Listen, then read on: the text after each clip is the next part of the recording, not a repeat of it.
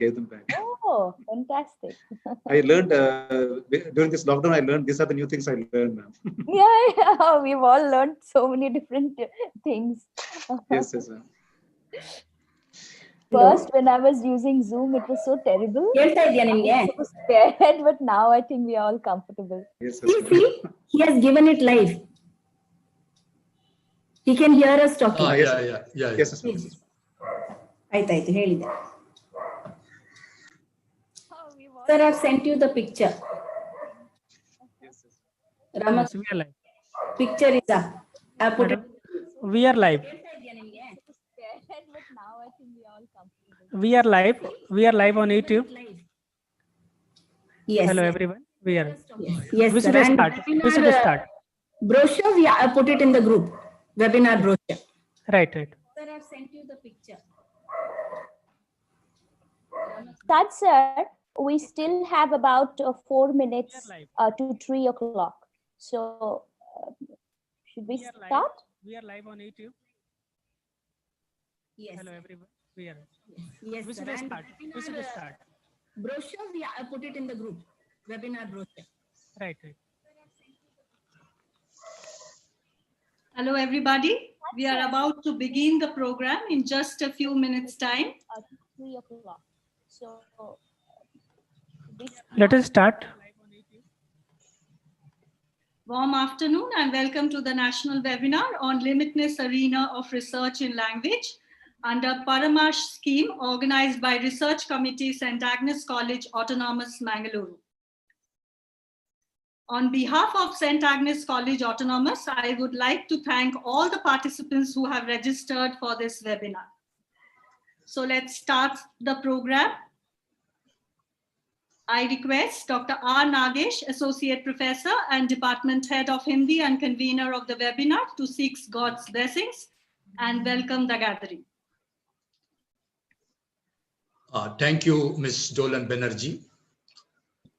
सर्वप्रथम ईश्वर का नमन करते हुए, हे ईश्वर हमें शक्ति दो, हम अपने नेशनल वेबिनार सफलतापूर्वक आयोजित करने में सफल हो।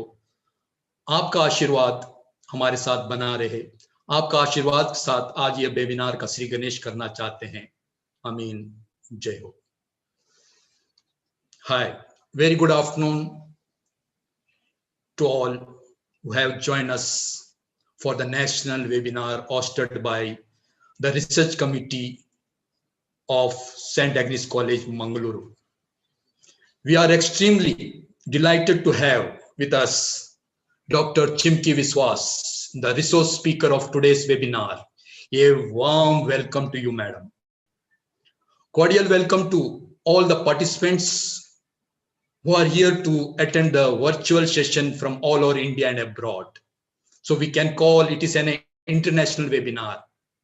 जी हाँ, यह एक अंतरराष्ट्रीय वेबिनार के समान है। मैं एक बार फिर राष्ट्रीय भाषा हिंदी के माध्यम से स्वागत करते हुए आज के हमारे रिसोर्स स्पीकर डॉक्टर चिमकी विश्वास को तहे दिल से स्वागत करते हुए कहना चाहूंगा कि जैसे आपका नाम है चिमकी विश्वास, वैसे ही आपका विश्वास हमारे साथ इस वेबिनार में जितनी शिद्दत के साथ जुड़कर हमारे संस्था सेंट एग्नेस कॉलेज के प्रति जो आस्था दिखाया है, सही में ही तारीफ काबिल है। हम हमेशा आपके प्रति शुक्रगुजार रहेंगे। अतः एक बार फिर आपका हमारे पूरे संस्था सेंट एग्नेस कॉलेज की ओर से, हमारी रिसर्च कमेटी की ओर से तहे दिल से स्वागत करता हूं। और आज हमारे साथ जुड़े हैं सभी प्रतिभागियों का भी तहे दिल से स्वागत करता हूं।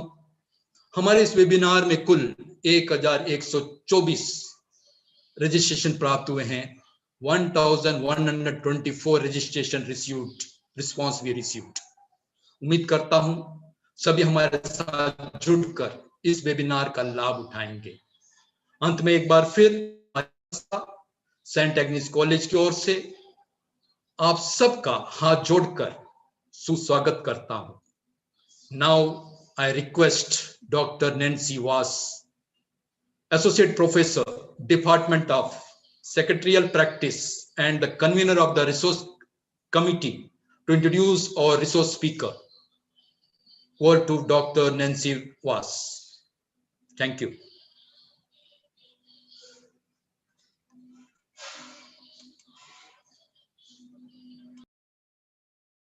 Madam, unmute your mic first.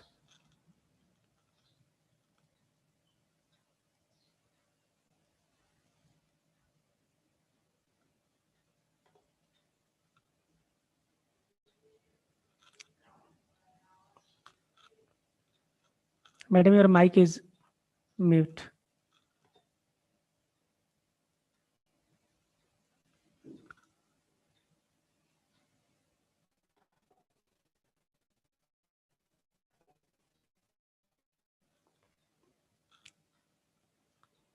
आपका अनम्यूट नहीं हुआ अभी तक.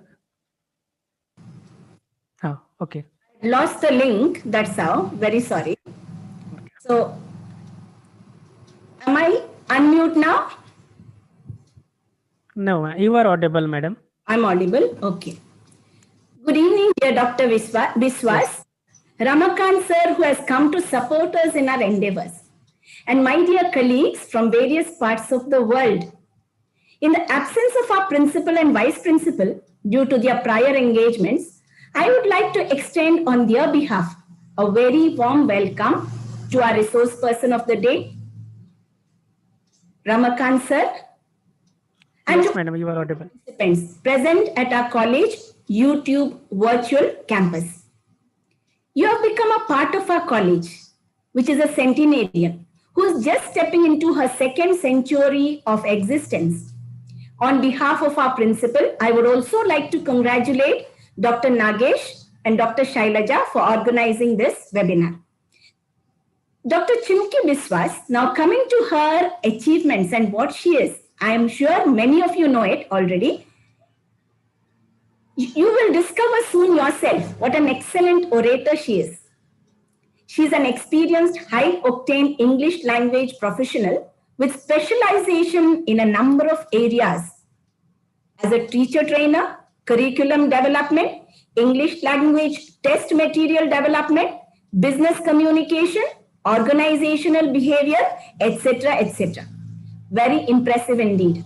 She is basically from Calcutta, as you all must have guessed from her surname. Having pursued her bachelor's degree at Presidency College, Calcutta, she moved to Mumbai for a post-graduation in English language as well as her research and a teaching career.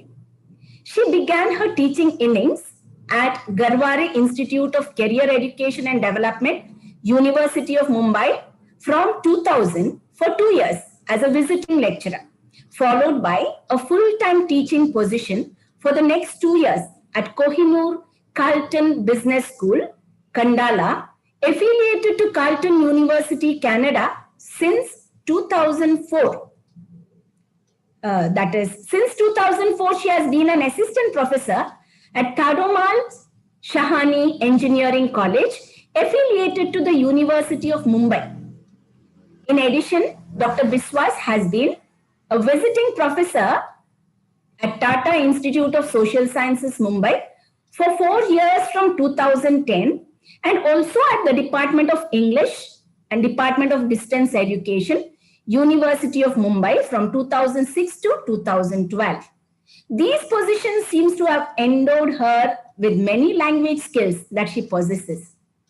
Additionally, her career as a professor has made her serve in capacities of an examiner, moderator, paper setter at the University of Mumbai, and as a BOS member of Bachelor of Engineering, Faculty of Science and Technology, University of Mumbai.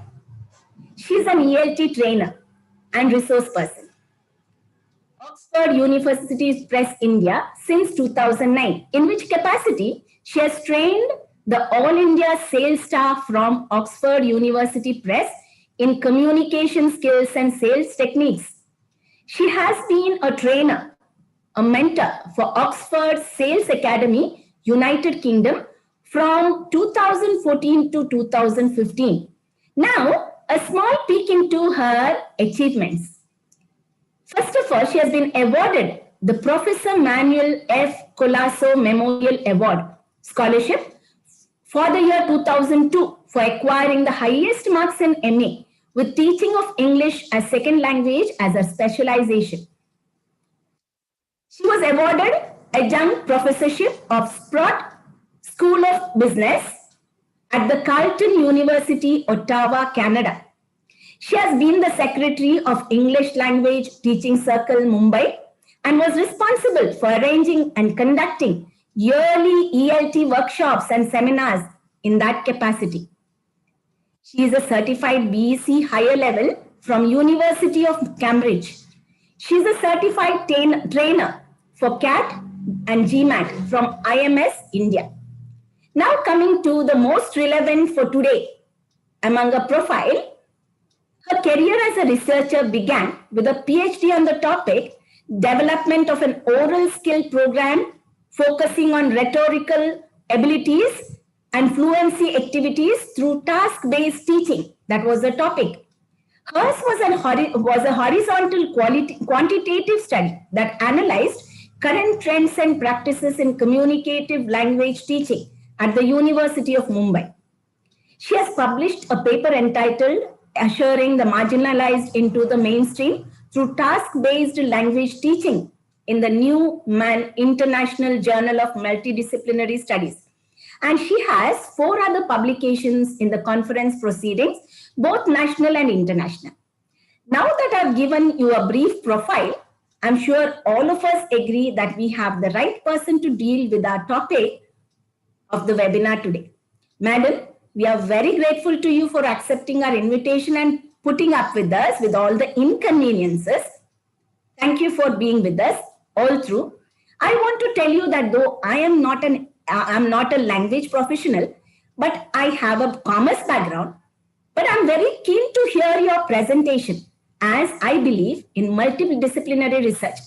And I have my own publication too in English, that is language research. I have one publication. So over to you, madam, on behalf of St. Agnes College in general and research committee in particular, I wish you the very best in all your endeavors. Over to you. Thank you. Thank you, Dr. Vaz, for that awesome introduction. I think in all the webinars that I've done, this is the most detailed introduction anybody ever made the effort to give. If I had known that you're going to take so much effort, I would have given a shorter synopsis. Maybe it was kind of embarrassing to hear somebody, speak so much about me. I always believe that the proof of the pudding is always in the eating thereof. So thank you so much for the effort that you've driven into, introducing me. Now, I would like to thank the participants for returning today again. After yesterday's technical hitch, all of us have gone through a sleepless night. So today, I'm really glad to see the same people logged in. So a big thank you from my side and from the side of the organizers to all the participants. I would like to thank Dr. Ramakant Prasad. He has been to our rescue twice. Once before this has happened to us, and he has come to a rescue. And yesterday, one phone call, and he dropped everything. He canceled his classes, he canceled his lectures, and he came to help us today. So a big round of applause and cheers for you, Prasad sir. Next, I would like to talk about Dr. Nagesh. Now, Dr. Nagesh, he's the HOD of the Hindi department, as you can well guess from the eloquent introduction and welcome he gave in Hindi. Now, he approached me about a month back to do a webinar. And the first thing I thought is like, my Hindi is really poor. I mean, how can I go ahead and do anything for, students of Hindi? And then he explained to me that, ma'am, we're looking for a talk maybe on research possibilities. So if something works for English, I'm sure it works for Hindi, it works for Kannada language, and it works for every other language. So I took up the challenge, and here I'm today. And today I'm going to be talking about not per se about research methodology, but today I'm going to be talking about the different areas that we can make forays into. Okay, so with that background, I would like to share my screen first. Give me a few seconds here.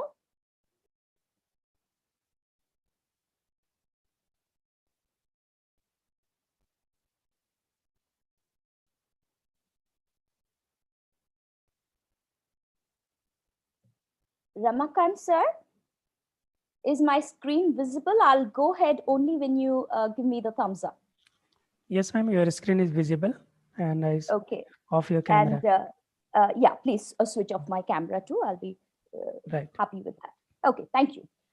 So as you can see, the topic that I mentioned in the brochure says the limitless arena of research in language. And I would like to share a little bit about my personal background today. Whatever example I'll be giving will be from my own personal experience. And I've made a lot of mistakes in my journey towards doing my PhD.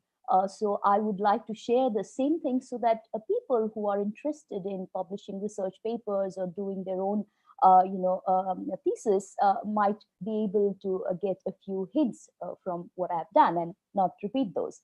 Okay, so in 2007, I completed my master's in 2002, as ma'am said, and in 2007, after around 4 or 5 years of teaching communication skills, I wanted to get into research, and I was interested in learning what differentiates successful speakers from not so successful speakers. What are the characteristics or what are the factors that distinguish good speakers from not so impressive speakers? So I wanted to do on communication and obviously communication in society. So I went and approached the sociology department, and I said that I want to register for a PhD, and they looked at me with a very strange glance and said that unless you have a master's degree in sociology, there's no way that you can register for a PhD. I got a little disheartened, but then I went and approached the psychology department. They threw me out. I went to the linguistics department. They threw me out. And so when I had no other option, I came back to the English department. And I was pretty young and green behind the ears. So what I did was I ultimately changed my topic because I could not find a guide who was willing to, take up a multidisciplinary research. So today, what I'm going to be talking about is 1 minute. Yeah, what I'm going to be talking about is integrative research. Now, if the word integrative is new for many of us, we can also, replace this word with multidisciplinary. I think multidisciplinary would be a better word here. So what I exactly mean by multidisciplinary research, I'm going to go to the next slide to explain. Now, here is news from the internet. It's about the UP police catching a killer of an 8-year-old boy, and he had sent a ransom note. And the only way the police could catch the killer was because of the spelling mistakes that he made while typing out his ransom note. So you will notice that it is all thanks to the effort of linguists and detectives that this criminal was caught in the first place. I'm going to be sharing another example here. Now, this is a translating device, and this device, was created by linguists. They had, and programmers also, who had worked towards making this device. And you will notice that the 3 languages which are there, Japanese, Mandarin, Spanish, and English, Korean was introduced in 2019, and this is exactly where we need to pitch in, because I don't see translators translating many of the Indian languages. So this is where maybe linguists from the Hindi department or the Kannada department, or for that matter any other language department, can pitch in. Next here, I'm going to show an interesting example of the Manipuri language. Now, the Manipuri language is actually a branch of the Sino-Tibetan language. but in India, they have been using the Bengali script to write their language because somewhere along the line they lost their own script.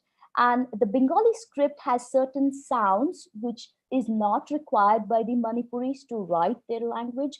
And the Manipuris have a few sounds which are not there in the Bengali scripts. And even with this kind of drawback, for years they have been using the Bengali script. Now, thanks to the effort of linguists and anthropologists, they have been able to revive the Manipuri script. And today, the state government has made it compulsory for primary education to introduce the Manipuris to their own script.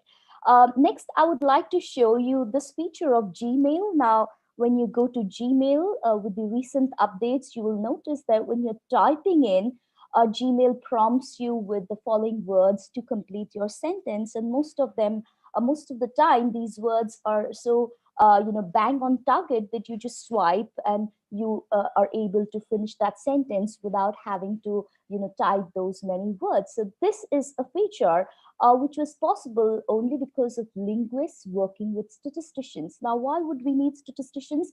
Because people generally construct sentences in this pattern. So the possibility, the probability of how often people would start a sentence with a word like this and how often it would follow with these remaining words is figured out by statisticians, and the probability, and then programmers programmed it, and this is how the Gmail prompt works. I would like to share one last example here. Now, this is a hand glove, and you will notice that this is used to convert your hand gestures, hand signs to speech, and this is used by people who are mute and cannot speak. And this was only possible because of the integrative research of linguists, doctors, and programmers. So this is basically an idea of what I'm going to be looking at today.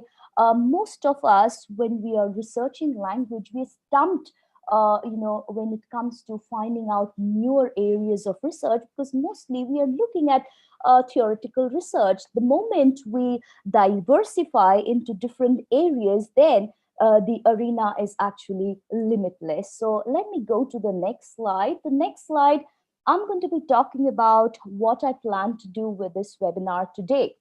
Now, research methodology, or training someone in how to go about doing research is almost a year's course. So I possibly cannot be doing justice to the topic in just an hour. So what I've done is I have taken a funnel approach, and I'm going to be talking about general research, and then I'll move to specific language research. And my plan is that first I want to create an awareness about why we need research in the first place if everything is going so fine, and what are the upcoming areas of research in terms of language. Now, once I have been able to touch upon, I cannot be doing a very in-depth study, but once I've been able to touch upon some of the newer areas, I'm going to be helping maybe some of you who are interested to boil down to an area and decide that, okay, this is one area that I find interesting and I would like to engage in some sort of research, and then you get into action,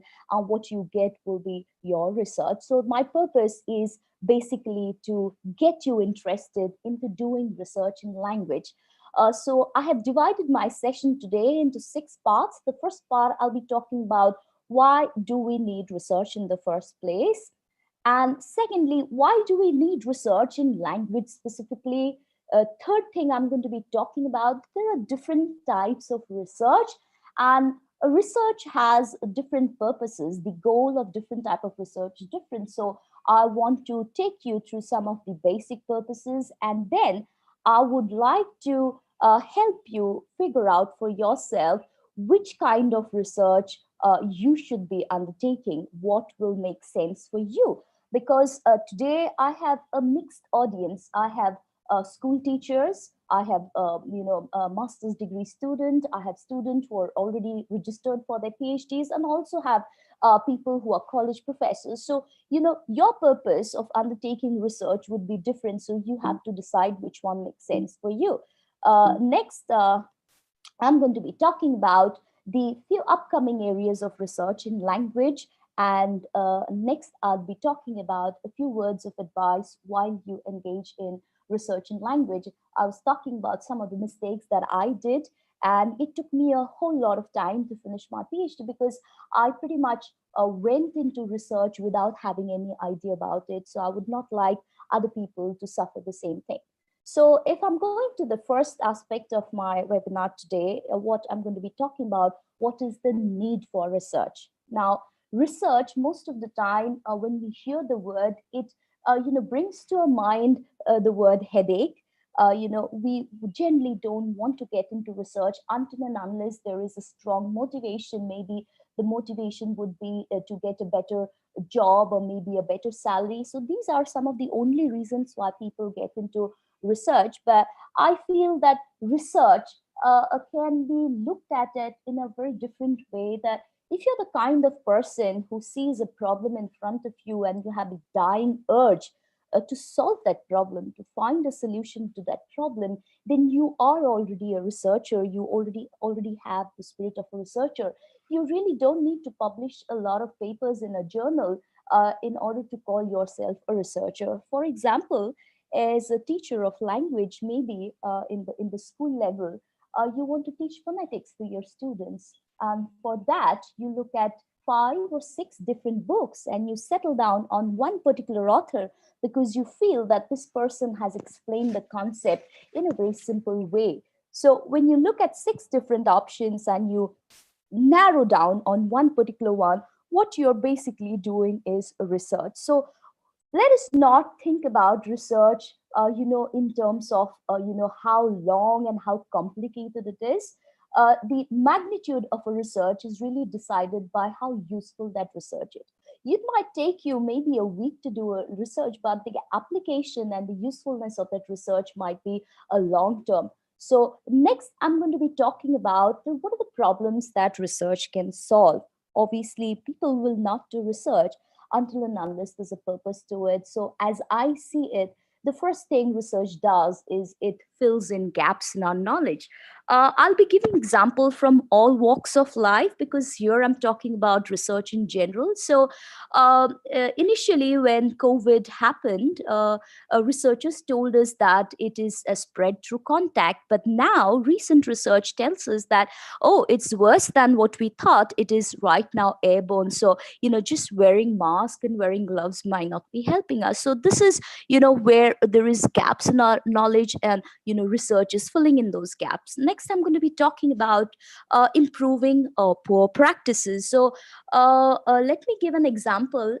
India was always very keen on theoretical teaching. We lean heavily towards theories, and research has shown that a good balance of theory and practical is what will make learners learn faster. So now that we have shifted from purely theoretical classes to maybe a good balance of theory and practice, what we have done is we have replaced poorer practices.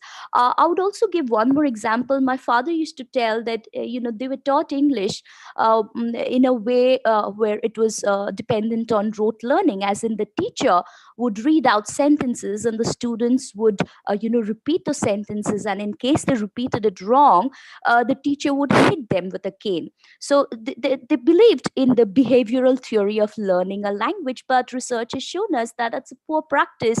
People learn a language by using it for communication. So the communicative theory is a newer practice and a better improved practice.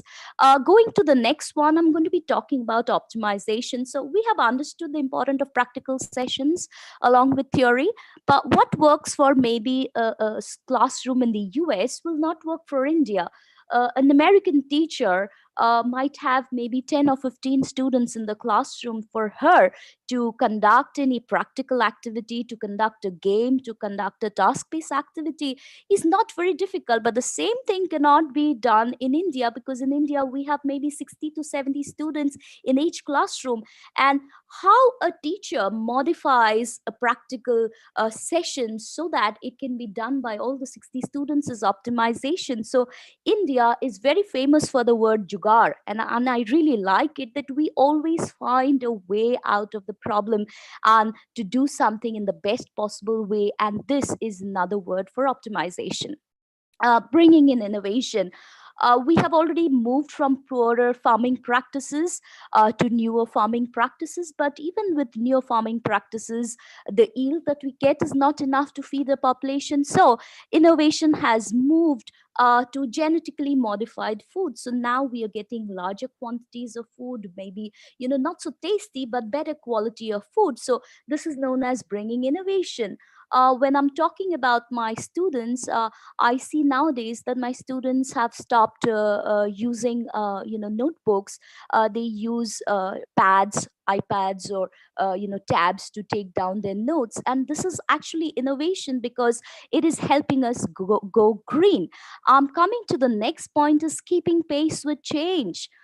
Suddenly we have been forced to move from traditional teaching to online teaching, and we've made this transition, and only because we could make this transition has life continued in a way that it has right now. So the research also helps you to keep pace with change. For example, imagine if there were no platforms like Zoom or Google Meet or Microsoft Teams, how difficult would be to conduct anything. Forget about education, even the entire IT sector, everything would go kaput because if there were no research. And the last aspect of research is when we avert a future crisis. We've already learned from our mistakes. Sometimes we don't, but also at times we're warned. I was talking about the students, insisting on going green because maybe they understand that we have chopped down all the trees. Where do we get more paper from? We've already harmed the climate. So in order to, stop further, damage to our earth, maybe we are already making changes. So all of these are areas that research can help us with. Okay, next I'm going to be talking about that, why should you undertake research? Because as I said on the first slide, that research involves a lot of headache, a lot of effort. So the way I look at it is, if you indulge in research, if you undertake research, it's a two-way thing. First, you help others with your findings. Whatever you have found out, your research might help and will help a lot of other people, avoid similar pitfalls maybe that you have been facing. And the next part is, the most interesting part is that when you help others, you also help yourself to fame. The moment you are an established researcher, you become an expert in your field. So you will see a lot of people coming to you, approaching you for maybe more advice on your subject area. So I look at it as a quid pro quo, which is a Latin phrase which says that if you give, you will get. If you give back to society, society will give it back to you. So don't look at research as a headache. You putting your time and effort will definitely pay back sometime. This is all I have to say, why you should undertake research. Next, I'll be moving at, why conduct research in language. In one of my webinars, I had shown a graph where India, I think, is at the fourth or the fifth position in terms of the number of research dissertations or theses that we churn out. But when you look at the classification, you will realize that most of the research in terms of, in English is focused on literature.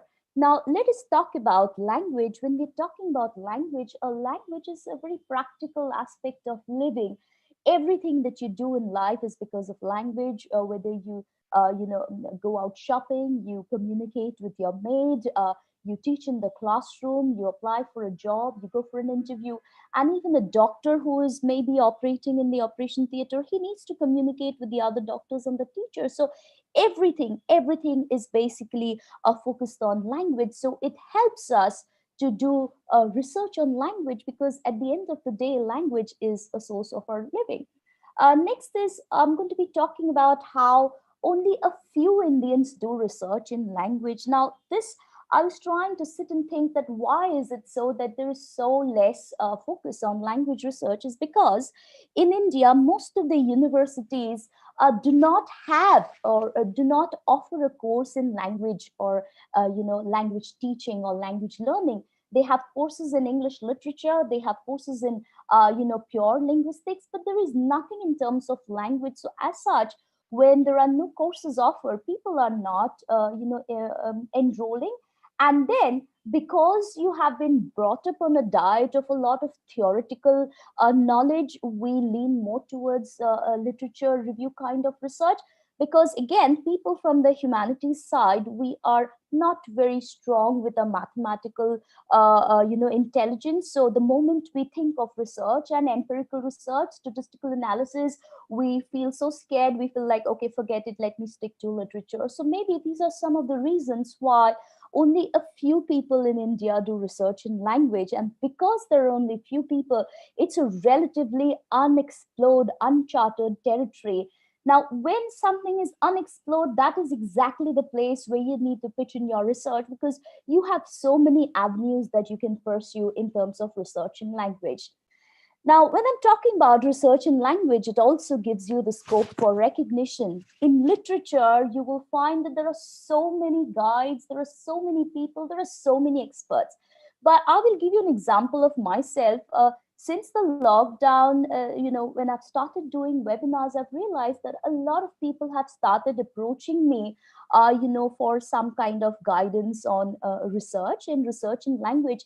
And it's not because I'm very knowledgeable in this field. It's because there are only a fistful of people who are in this field in the first place. So, you don't have a lot of options. So what I'm trying to say is that if you indulge in research in language, your scope to, be in the limelight, to be noticed by people is a lot higher than if you do research in maybe literature, because already it is kind of, exhausted in terms, in a way you can say.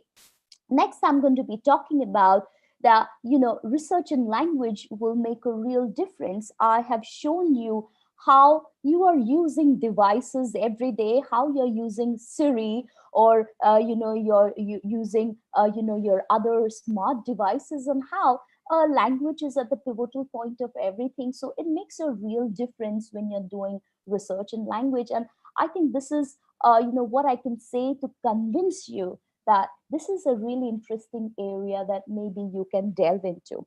Okay, next I'm going to be talking about the different types of research and their purpose. So here again, I will not be able to go into great depth, but what I want to do is just do a overall classification so that you get some idea about what kind of research might work for you.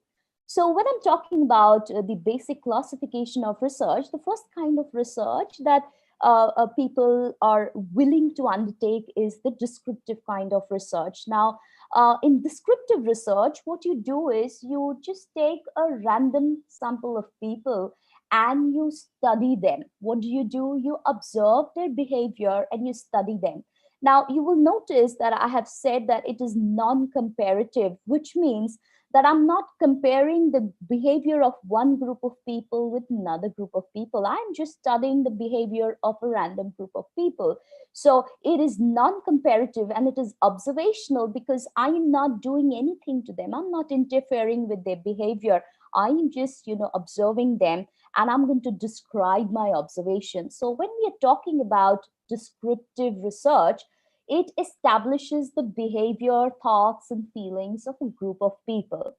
Now, it can answer questions like, what kind of activities do students enjoy in the classroom? When is the right time to start teaching grammar to children? Where do children learn better? Is it in the home setting or is it in the classroom setting? Or they learn better when they're interacting and playing with their friends, maybe? And how do you improve and make students maybe interested in what you're teaching in the classroom? But what descriptive research cannot do is give you an answer why. Descriptive research cannot identify a cause for a behavior. It can talk about what behavior people are showing, what people are feeling, and what people are thinking, but it cannot tell you why people are doing it this way. So you cannot prove anything in terms of descriptive research. So let me give you an example to clarify what is descriptive research. So suppose you have been teaching in the traditional way in your classroom, the same way that our teachers taught us maybe 30 or 40 years back. Open the textbook, start explaining, give them some exercises at the end. Now somebody has been talking to you, and they have been sharing with you that game based teaching has made a difference in the classroom. So you decide to introduce game based teaching in your classroom. And once you introduce game based teaching in your classroom, you realize that, oh my God, my students are really happy. They are more engaged, and they are more willing to come to my lectures. They're more willing to sit for my session. Previously, maybe students would drop out, they would not come to school or college. But now, because you have introduced some type of games in the classroom while teaching, your students are more engaged. So this is your descriptive research, where you describe the engagement and the happiness of the students. Now, as a researcher, you want to know that, okay, my students are more involved, my students are more happy. I want to see if this happiness translates into better results. So you want to study it a little deeper. So if you want to go a little deeper into research, then what you are doing is you're moving from descriptive research to correlational research. Now, correlational research, again, like I said with descriptive research, you are observing a random group of people, and it is observational. Hence, it is non-comparative, because you're not comparing with anybody else. You're just teaching the group of students in the game-based teaching, and you're just observing, whether their results have improved. So, in correlational research, you are trying to establish a relationship between variables. Now, what is variable? Factors. Game-based teaching is a factor, and what is happening is students are happy. So students being happy and game-based teaching are factors. So you want to see if there is a relation between game-based teaching, students being happy, and their performance improving. So these are known as variables. So correlational research talks about you trying to establish and find out if there is a connection between factors or variables. Now, it can only draw inferences. It cannot say for sure, and it cannot prove anything. So let me just give you the example, and then you'll understand what I mean by it cannot prove anything. It can only draw references. So what I do is I teach my students with game-based teaching, and after 6 months of teaching them, I take an exam. Okay, I conduct an exam for them, and when I see the results, I realize that, oh my God, my students have actually scored better than the previous semester. So students have been happy, and as a result, that the fact that they are happy, they have scored better. Now, you can draw a relation between game-based teaching and better results, but you cannot be sure that the better results are only because of game-based teaching.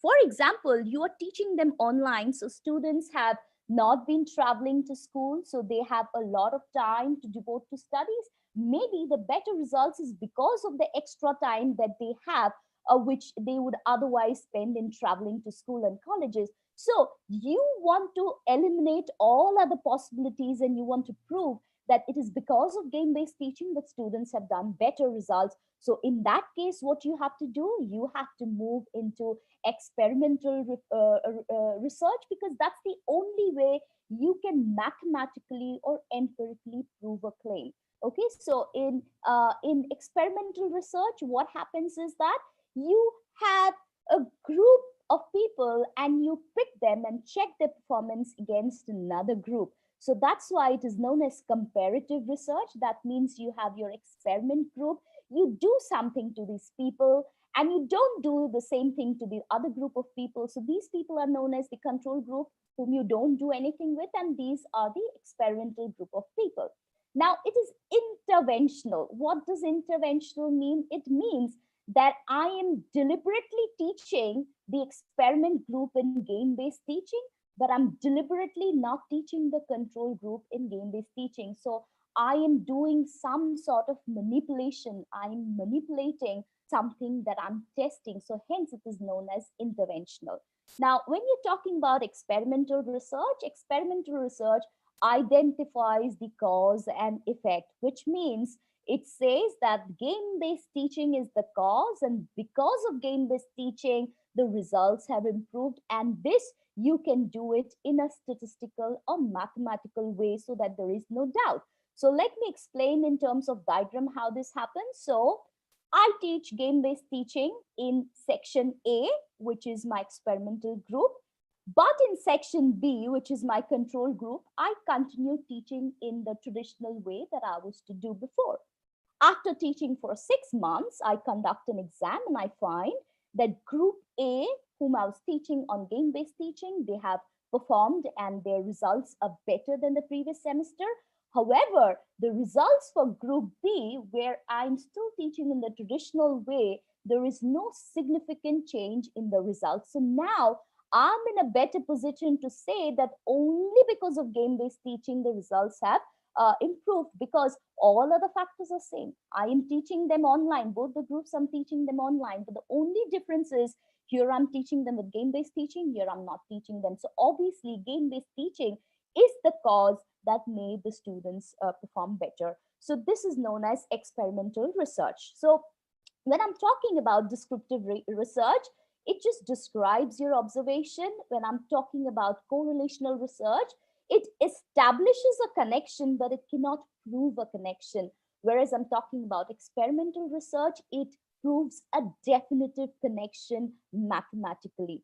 So when we're talking about research in sociology or psychology, mostly people go into descriptive correlational. I'm not saying that they do not or cannot go into experimental, but when we're talking about language, the beauty of language is that most language research can be measured, can be quantified. So hence, one must try and look into experimental research. Now, descriptive research, let me give you an example of descriptive research. People who are very smart, what they will do is they will study, 5 or 6 different platforms. They will study Zoom, they will study Google Meet, they will study Microsoft Teams, Cisco WebEx and all, and they will publish a paper saying that this one, Zoom, is the most preferred by the people. They will conduct a survey, they'll ask for people's opinion, and they just go and describe the different platforms and they go and publish a paper. This is known as a descriptive paper. So, people who are smart, they identify topics immediately and they strike when the iron is hot. Okay. Now, let me go to a deeper classification of research. Now, the first one I've already explained extensively in the previous one, that you have descriptive, a little more concrete than that is correlational, and experimental is the most concrete form of research. Now, when you're talking about data, descriptive research, you can depend entirely on qualitative data, which talks about people's opinions and thoughts. For correlational, you can ask people about their thoughts and things like that, but you can also conduct some sort of test, so it can be quantitative also, so it can be a mixed amount of data that you collect for correlational. But when you're talking about experimental research, then at least 80 to 90% of your data collected should be quantitative in nature, because without measurable data, you cannot prove anything experimentally. Next thing is the nature. Now, if you're talking about the nature of research, descriptive research is definitely non-empirical. That means it is not measurable. Correlational research is somewhere in the middle. That means it can be non-empirical, it can be empirical, but experimental research is definitely empirical. That means it is measurable, mathematically provable. And the last one is purpose. When we're talking about purpose, descriptive and correlational research is explorative. It explores the possibilities, the behaviors, attitudes of people. But experimental research is conclusive. You can come down to a certain conclusion, a short conclusion. Now, these 4 aspects of research, I have clubbed it under one heading. The next one I'm going to show you is a standalone factor, which is what kind of purpose, function, use do different research have. So in terms of that, in terms of utility and what kind of research people should undertake, you have fundamental or formal research. Now, if there is a general problem that the whole world is facing, and you want to undertake formal research, and you want to go into experimental research, then fundamental research is there. But if you have local problems, you're a school teacher and you find that in your class, 3 of your students are not able to read properly, no matter how much you scold them, motivate them, they are not able to read aloud properly. So you identify these 3 kids have a problem. So when you do something immediately to sort out a problem for those 3 kids, what you're doing is you're engaging into applied or action research. So fundamental research is for a general problem that the world is facing.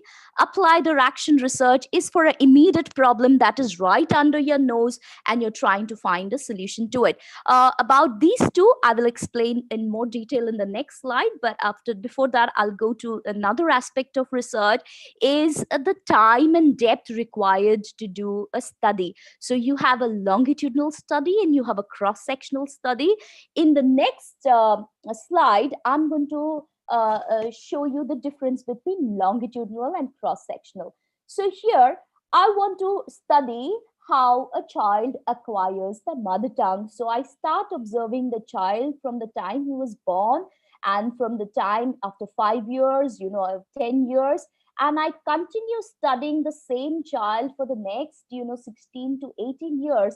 This is known as a longitudinal study. That means I'm looking at the same subject for a long period of time. This is longitudinal study.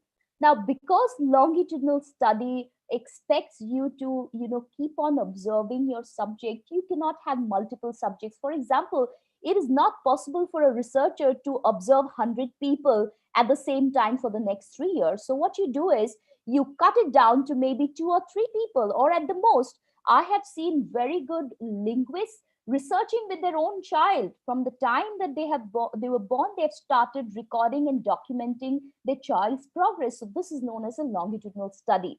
But in today's time, people and researchers do not have the patience to go for longitudinal study, so they prefer the cross-sectional study, where they take up a study at a specific point of time. So instead of looking at someone from 1965 to 1990, I just want to do a research in 1995, and for that I take maybe 100 people across the demography, and I study them. So this is known as a cross-sectional study at any given point of time. Now, cross-sectional study, the advantage is that it takes you very little time to do a cross-sectional study, maybe a month or 2 at the most for a cross-sectional study. And because the time period is less, you have the luxury of including a lot more people in your sample group. So if you're looking for quick results, then cross-sectional studies for you. But if you don't mind investing in time because you're really doing something that has a lot of depth to it, then you must be going for longitudinal study. Okay, next I'm going to be talking about what type of research should you undertake. A lot of school teachers, I've noticed, think that research is something only done by PhD students, and research is only done something if you have to move from a lecturer grade to maybe an assistant or an associate professor grade, but that is really not so. Anytime you are looking at options, trying to figure out a best practice, you are engaging in research. So what type of research should you engage in? Now, as I said in one of the previous slides, that there is fundamental and formal research, and on the other hand, you have action or applied research. Now, I'm going to go a little bit into depth in this. Now, when we're talking about formal research, first of all, you need a lot of training in formal research, because you need to read up about multiple theories that experts have written before that. So formal research makes you spend a lot of time in reading up what others have said in the field. And then once you understand what others have said, you get into practice in your field. You start collecting data and you start applying it. So it is a combination of theory plus practice. But when you're talking about action research, you don't bother to read who has written word. You don't need to go back into the past. You see a problem in front of you, you jump into help, and you just indulge in practice. So this is known as action research. Next difference is that formal research is a lot more complex because you have to really go through rigorous training. There's a different methodology you have to follow. In fact, PhD students, they might have to undergo a whole year of training in research methodology just to be prepared to undertake a research. So it's complex. Whereas action research is straightforward, simple. You see a problem, you tackle it head on, and you find a solution to it. There is no nonsense involved in it. So formal research obviously is a long-term venture. I took 7 years to complete mine, which is really long because I just did not know how to go about it. But on an average, people take anything between 3 years to 5 years to complete a good formal research. But action research is a very short-term thing. It can be sorted in a week's time. It can be sorted in a month's time. It can be sorted within 3 months' time. So action research is more result-oriented, and you can see the results immediately. Now, in the next slide, I'm going to be talking about formal research. For formal research, you can take up anyone as a sample. Anybody who is involved in that particular area, you can take up as a sample, and that's why the sampling is known as random. But in action research, you will not take up random students. In your class, 3 students are unable to read fluently. Only those 3 people need your intervention. So you will pick up only those 3 students. And that is why the sampling in action research is specific. Now, because formal research, the sampling is random, what you do is after you find your, you get your findings, you generalize it, you generalize it to the world. But in action research, you have a problem with these 3 students, you find out a way to help them, and whatever you find, you apply it only to those 3 students. You do not go about publishing your findings for all the world to try and use it, because this, what you have found, might be applicable only for these 3 students. It might not work for the entire world at large. But when you're talking about formal research, the beauty of formal research is that you take a random sample of 20 people, but you use statistical calculation, and now you can confidently say that, okay, this research, if this method has worked for 20 people, it will work for 20 million people. So why do we need statistical research? We need statistical research to take a small sample and make it applicable, the findings, to the world at large. But statistical research is not required for action research. Why? Because you have 3 students with a problem, you find a solution, you apply it to the 3 students, and you're not bothered about generalizing your finding to the entire world. And hence, you don't need to get into statistical analysis. So when we're talking about action research, I feel that for school teachers, action research really makes sense because you're working at the grassroots level, and for you it is important and easy to identify and quickly help the students. Now, in terms of what returns do you get in terms of research? Now, when you're getting into formal research, if it's a good empirical study, any international journal will accept your study. When it is an action research, do not let it go to waste. You can go and create an account in Education Resources Information Center, and you can upload your findings. This is also very, very important research. Though it might be at a small scale, it might be localized problem, localized solution, but it is still something that other people might want to know about. So I would request that all of you are watching this webinar, please go and make an account in ERIC, and you will find a lot of other people interested in research have put in their efforts. This is a database. This is basically a database for researchers where you can upload your content. Okay. Next, I'm going to be talking about some of the upcoming areas of research in the language. So far, I was really establishing a background to the topic today. Now I'll be talking about the upcoming areas of research in language, and I already gave you a hint that we are not going to look into disciplinary research anymore. It has already been exhausted.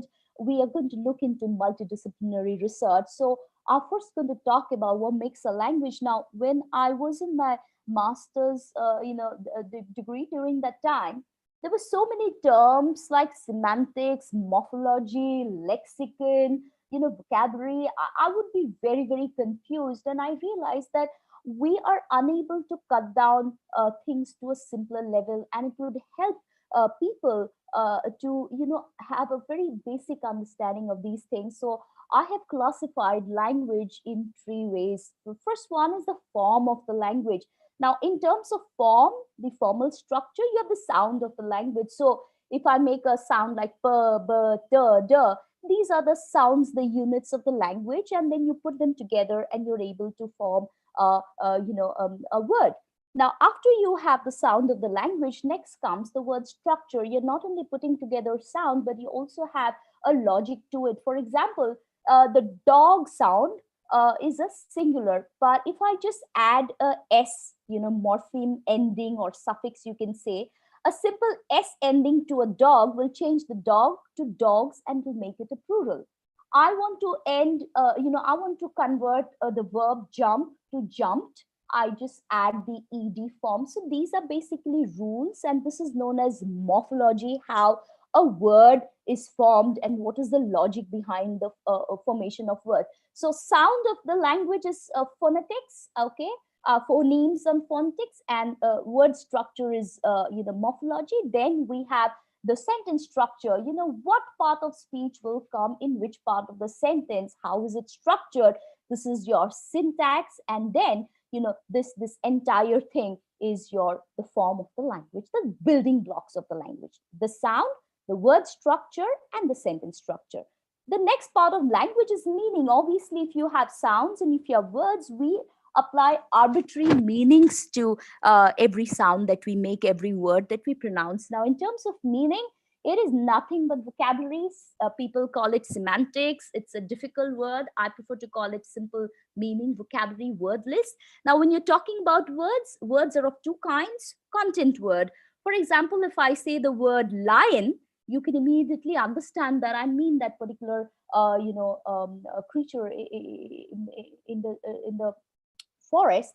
But if I see a word like the, and, or but, in itself, they do not carry any meaning. These words are used to construct a word. So these are known as functional words. So all you need to do is have a possible set of vocabulary to start speaking. And once you understand once you have acquired the form and the meaning, the last part is to use this language for everyday communication. But in order to use it for everyday communication, you also need to interact with people. You also need to understand social norms like turn taking. If somebody's talking, you need to keep quiet and listen. If somebody's greeting you, you need to greet back. If somebody's questioning you, you need to answer back. So these are just social norms, rhetorical skills that you acquire while you're using the language.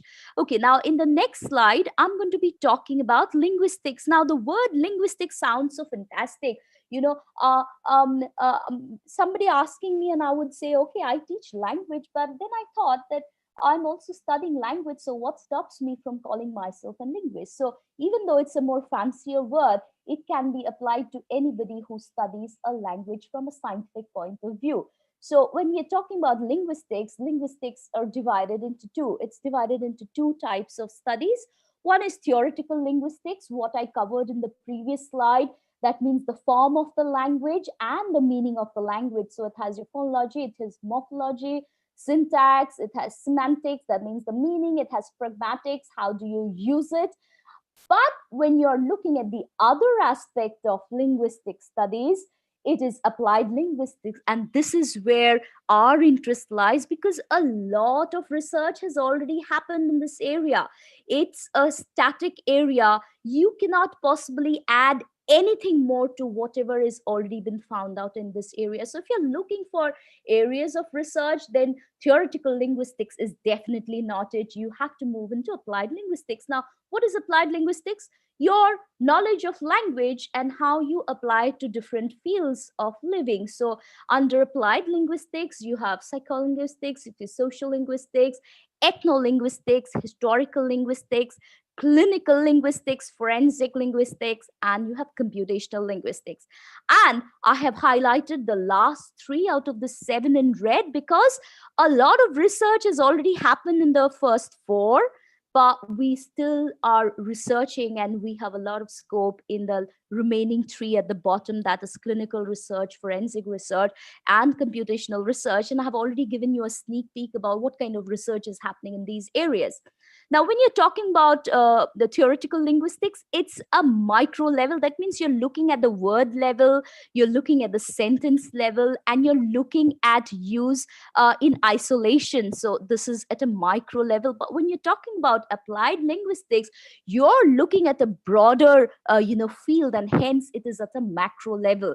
Now, when I'm talking about applied linguistics, another thing to be noted here is that applied linguistics is interdisciplinary. That means in order to do research in social linguistics, you might, psycholinguistics, you might need the help of a psychologist. In order to do, social linguistic research, you might need the help of an anthropologist. For ethnolinguistics also, you might need the help of a historian. You might need the help of a doctor, a neurologist. For clinical, you will need the help of a computer professional. So hence this is interdisciplinary, and this is our area today.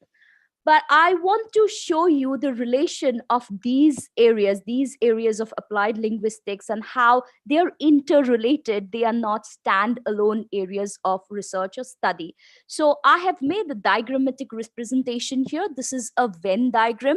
Now, psycholinguistics is at the individual level, right? And then we have social linguistics. Now, a person is a part of the society. So psycholinguistics is nested within the larger, square of social linguistics, and hence, it is here. Next, social linguistics is a part of ethnolinguistics. Society is a part of a broader culture, and a culture is a part of a broader timeline of history. So all the research that you're going to do, this is how they are related.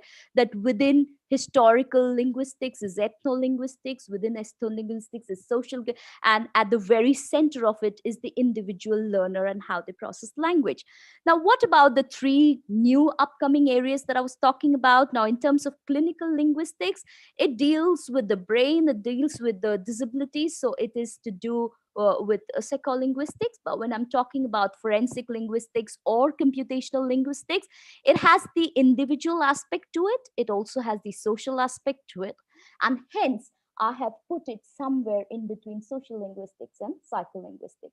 So now that I've explained that this is the entire field of research that is open for us now, this is interdisciplinary research that you can move towards. So now I'm going to be looking at some of the interesting topics. Now I'll try to quickly run through them. Psycholinguistics are nothing but study of the brain and how the brain picks up a language. So you have the Broca's area here that helps you to produce speech, and you have the Wernicke's area here, which helps you to understand language, process language. Now, when we're talking about psycholinguistics, it has only 3 aspects to it: how you try and understand the language, how you make sense. Once you make sense of the sound system and the meaning, then you try and acquire the structure of it. Once you acquire the structure of it, you look towards production of the language. So these are the 3 areas basically under psycholinguistics. And when I'm talking about potential areas in psycholinguistics, you have monolingualism, multilingualism, and intelligence. Okay, so let me give you an interesting area of research. Now, English people or Americans, they mostly can speak only English, so they're monolingual. But we Indians, we can speak on an average 3 to 4 to 5 languages. And research has shown that people who are multilingual are less likely to suffer from Alzheimer's disease, and they develop intelligence at a faster rate than people who are monolingual. So this is still continuing research. There's nothing very conclusive that has been, people are still working towards. So this is a very important aspect of research where You should be trying to make an effort to make your child multilingual. Instead of trying to teach the child only maybe English or maybe Hindi, you should be trying to make your child learn more languages, because multilingualism has somewhere been associated with better intelligence.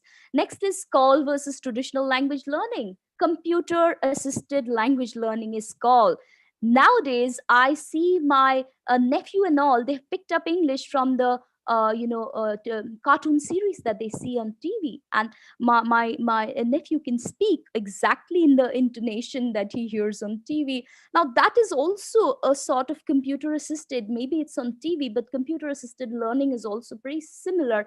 Now, does a child learn a language better when it is interacting with an impersonal thing like a laptop or a TV, or does a child learn better when he's actually interacting with people around him who make mistakes, who have feelings, who have attitudes, emotions? So, this is again an interesting area of study, how people learn faster, better, and what kind of human beings they become if they learn through computers or they learn through interaction with people.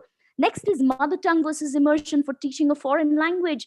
In my school, we were charged a fine if we were caught talking in Bengali or in Hindi. That's because I come from a school where they believed in the immersion technique. You have to teach someone English, you have to speak in English. Now, we could not speak too much of English, and yet we were forced to speak in English. So immersion means is the sink or swim. Throw them into the water, either they learn to swim or they drown. So, and the other one, which is prevalent in today's time, where they feel that why struggle to teach someone a new language in the new language. Target language in the target language teaching is very uphill task. So why not use the mother tongue of the learner to ease the learning process of the target language or the foreign language?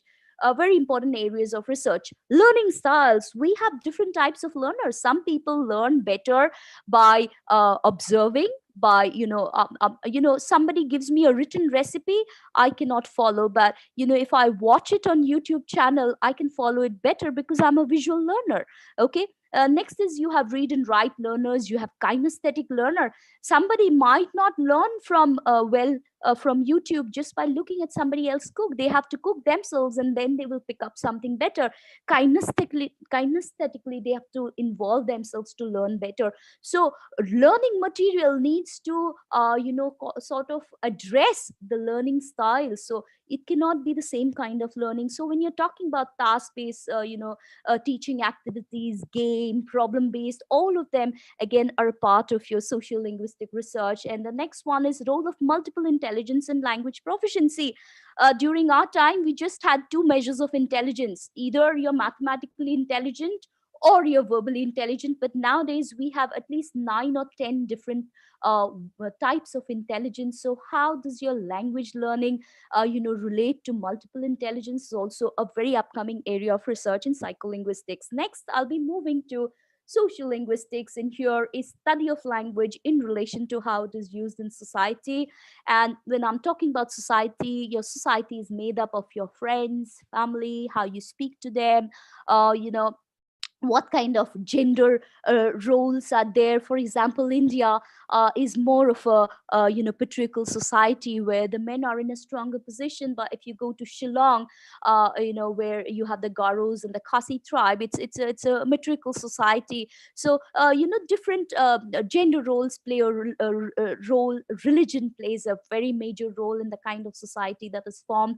Status, what kind of power, what kind of status you have, the age that you belong to, the kind of education, level of education, the ethnicity, which part of the country you come from, whether you come from the urban areas, whether you come from the rural areas, and most importantly, how much money you have in your pockets. All of them go into deciding the kind of society that you stay in. And the kind of society that you stay in affects your language, and the language also in a way affects it. So it's a two-way process. So in terms of language in society, I want to draw attention to a few things. In a country like India, where we are multilingual, we use English, we use other languages. So one aspect is language shift. I have noticed two Indians meeting for the first time and they launch into vehement English, even though we are both brown skinned. Why don't we speak in Hindi? It's because we feel that English will make us appear more intelligent, more attractive, and somehow smarter. So what we do is we shift from one language and start speaking in the other language. We choose English over Hindi, maybe. And this leads to stratification of language. Stratification of language means the superiority that you assign to different languages. So to us Indians, we Indians are great Anglophiles. Anything that has a white birth certificate, we're extremely enamored of it, and we hold English at a much higher a prestige level than anything else, and we judge people on whether they can speak English and to what kind of English they can speak. So this is known as a stratification of language. This is a very interesting aspect of research, because people lose jobs, people get jobs on the basis of the kind of language they speak. The next is borrowing. If two languages come in contact, what happens? The poorer language starts borrowing from the word rich language. For example, English was always a poor language, and they started borrowing from the French people, they started borrowing from the Greeks, from the Latins. Similarly, when the Portuguese people came to India, the people in the Konkan coast, the western coastline, the coastline, they started borrowing heavily from Portuguese. And today, what we have is a creation of a Portuguese Creole, which is spoken by people maybe in Daman and Diu. And you can actually go and research and see how, once you start borrowing heavily, you actually end up making a whole new language. You go to the Pidgin state, from Pidgin, you go to Creolization. This is a very technical aspect, but you can have a look at it. It's very interesting to study. And the entire coastline of India is a very good example of Creolization. For example, the colonizing countries, France, what do you call it? The Spanish people, the Portuguese people, they were all into going and capturing. So if you go to the islands, mostly Caribbean islands and all, Haitian islands and all, you will see that they are all using different versions of French Creole. This is an aspect of study. And the next one is language variation. I have seen people laughing at people's accent, because we again are very uppity about the different standard and non-standard variety of dialects. Then we have registers. What is a register? Okay, have you heard lawyers speaking? They have a very funny way of speaking, which normal people don't use. For example, I declare in complete consciousness and all. Who speaks like this? But legal people speak like this. So words which are specific to a particular profession is known as a register. So the medical profession people have a particular way of speaking. For example, you will hear the politicians of India, they have a particular style of speaking. They have a particular set of words, vocabulary that they use. So these are all studies in register. So an interesting area of research that I came across is they tried studying the register of all the American presidents, and they divided the presidents into successful tenures and unsuccessful tenures, and they tried to study the register of these politicians, and a very interesting research came out of it. So there's a lot of possibility. In India, I have noticed that a lot of the nursing staff comes from Kerala. Now, these women from Kerala, they do not speak a single word of English, but most of these Keralite nurses are placed in different parts of the world because of their professional skills. Now, within 6 months' time, they're expected to pick up the language, because they have to give certain sort of English tests before they can placed in different countries. So a lot of research has gone into how and what kind of training these kind of nursing staff go through, so that they are able to speak at least some amount of medical English within 6 months' time. So next, I'm going to be talking about the potential areas in social linguistic, economic status, and language, perception and attitude towards foreign languages, and prestige of foreign languages. In India, we always put English at the topmost of everything else. And it is sad to say that I could have conducted this webinar today in Hindi, but I still chose to do it in English, because maybe my Hindi is not really up to the mark. It also talks about our attitude towards our own language. And I want to share a very interesting thing that I noticed in the Mumbai University. They have a department called African Studies. but they're just a fistful of people who have enrolled for African studies. But there is always a waiting list of people getting into English studies. So this is basically, how we perceive a language, the usefulness of the language, the prestige of the language, motivation on second language acquisition.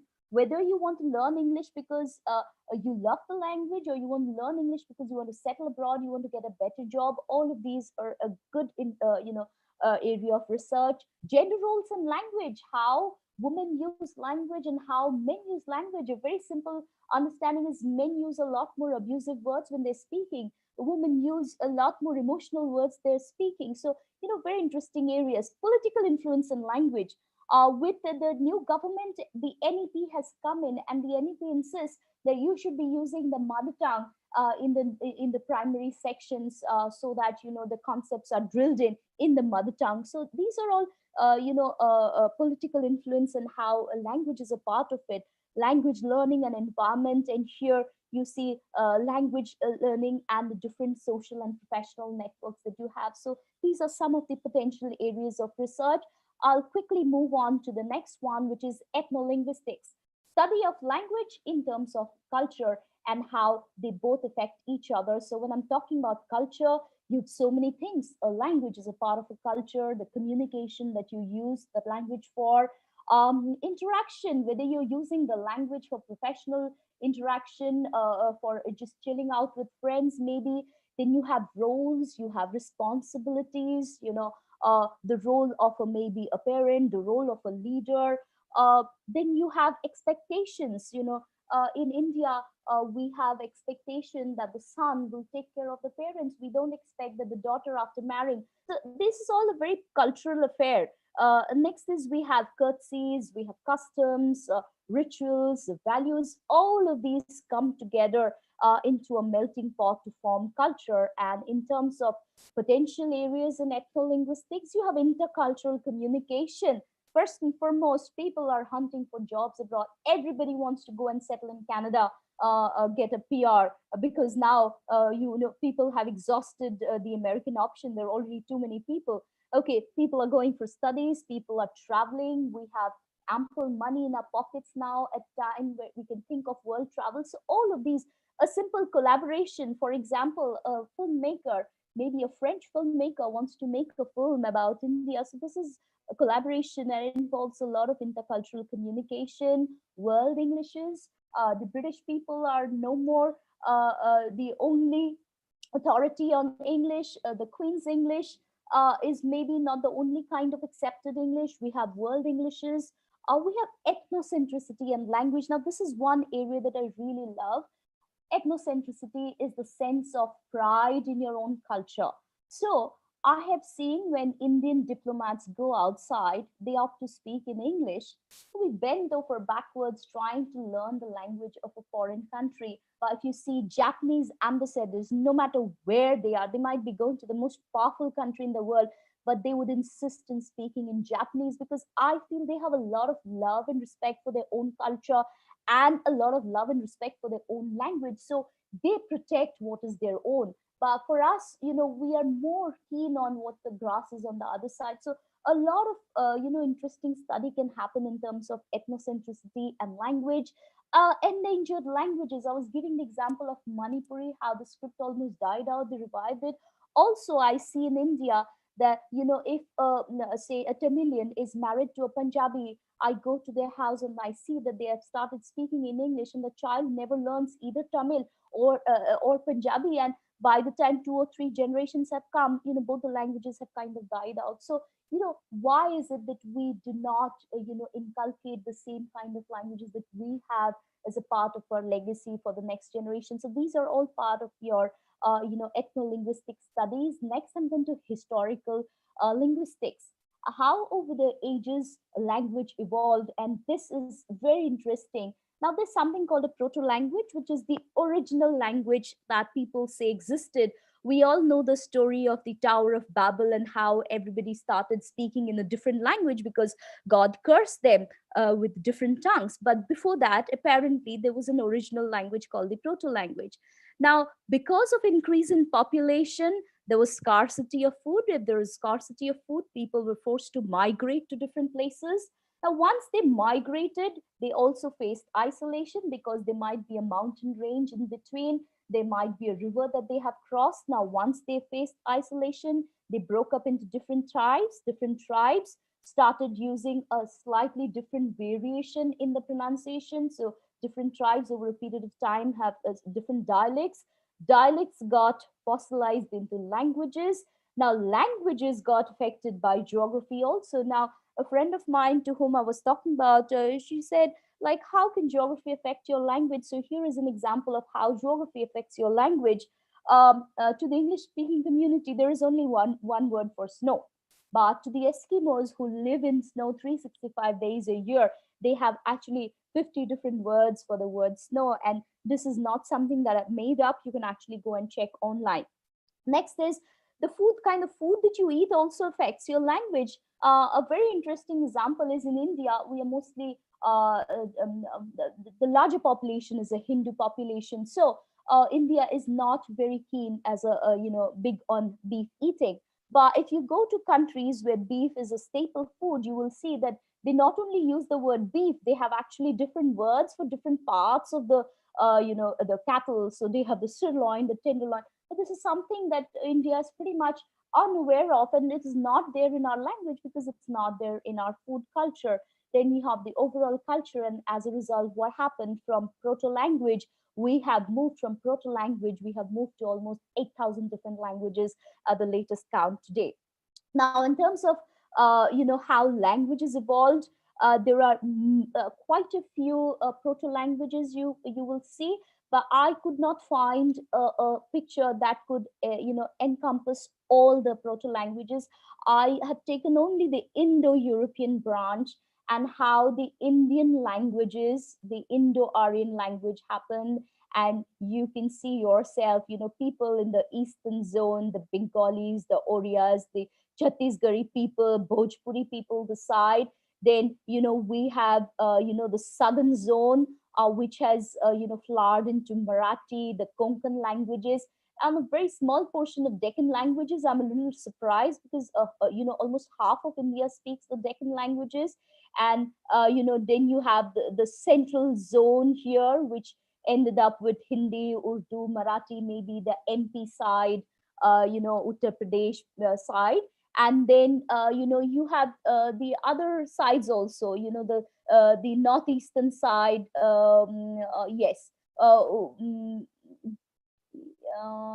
Yeah, the northeastern zone, it goes up to Nepali here, and then you have the one that goes up to the north, this Punjabi, Sindhi, and all of them. So you can take your time and have a look at this later, but this is just to show how languages evolved, and this is a very interesting area of study. So in terms of historical linguistics, all the students you have in Hindi, Kannada, other languages, comparative linguistics is where you compare the relatedness of different languages. Etymology is study of root words and how new words are evolving, how old words are maybe getting forgotten. Next, we have glottochronology. This is a very interesting field of study. Glotto or glosso means the tongue. It can also refer to the language. So study of change of language and the sound of language over a period of time is known as glottochronology. And you will see how English has changed from, the Anglo-Saxon time to the Middle Ages to Shakespeare English, Victorian English, and right now we have come to almost like SMS English, which is nowhere near to what English sounded before. Next, you have reviving lost languages, a very important aspect of historical studies, and this is something we must look into.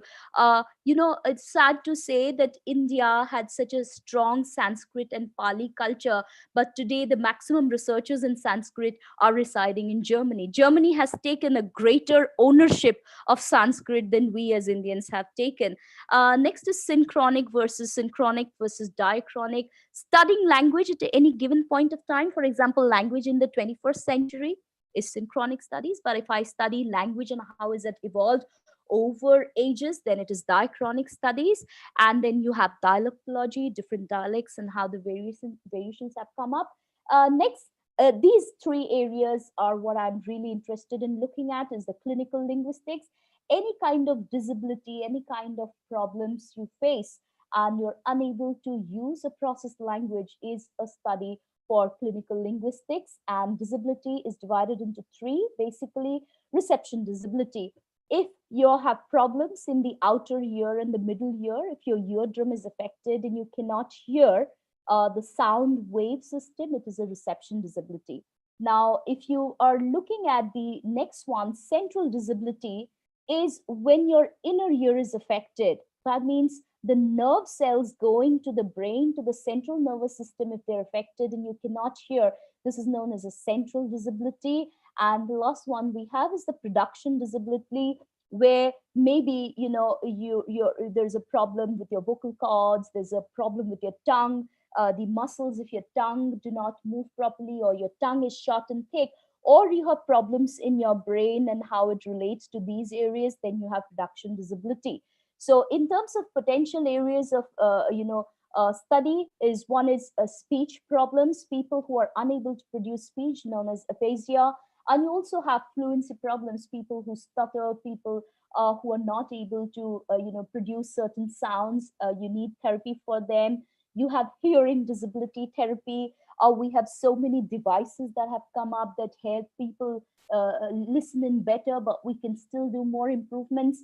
Sign language linguistics, I gave you a very good example of that glove where it can convert your hand gestures to speech. Dyslexic therapy, people who have all these disabilities, they still need to go out and they still need to earn a living. So any kind of strategy or rehabilitation programs for them is also a part of clinical linguistics. And developing learning material or teaching material for people who have a problem in learning a language, all of these are potential areas, and somebody really has to look into these areas. We cannot keep doing research in the same theoretical linguistics on and on. Next one, forensic linguistics. You see so many crime series that I'm sure you're aware of how far linguists have gone in terms of solving crime. So in terms of crime, you have voice identification, you have authorship profiling.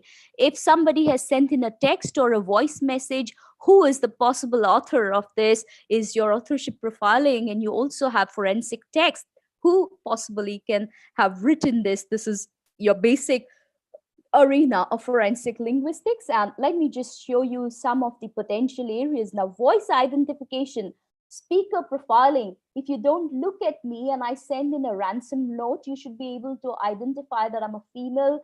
I might be around 40 to 45 years of age. I might be coming from West Bengal, but just by listening to how I speak. So all of this is known as speaker profiling. And once you do speaker profiling, you narrow it down to speaker identification and authentication. For example, a message has come in from one of the terrorist groups. You need to identify whether this message was given by Osama bin Laden or one of his cronies. So this is known as speaker identification and authentication. And the next part is quality enhancement. Most of these people are really smart people. So what they do is they use different distortion devices. They distort their message so the original voice cannot be identified. So what forensic linguists do is now they try and enhance the quality of the distorted message so that actually they can go back to the initial message and start profiling the picture. In terms of authorship profiling, the very first example I showed you, how the person who killed that 8-year-old child, he sent a message and he made typical spelling mistakes.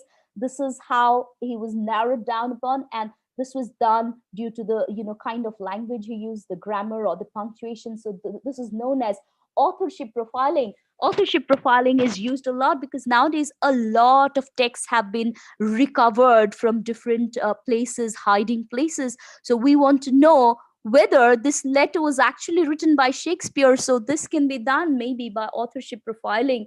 And the last aspect is forensic text, emergency calls. Sometimes people make prank calls. So looking at the vibrations of the voice, you want to find out whether it's an actual crisis situation, emergency call, or is it a hoax, ransom demands, whether, it's a professional kidnapper who has sent the ransom demand, or is it made by somebody who is known to you, hate mails. Somebody within your known circle only would be sending you hate mail. So who possibly?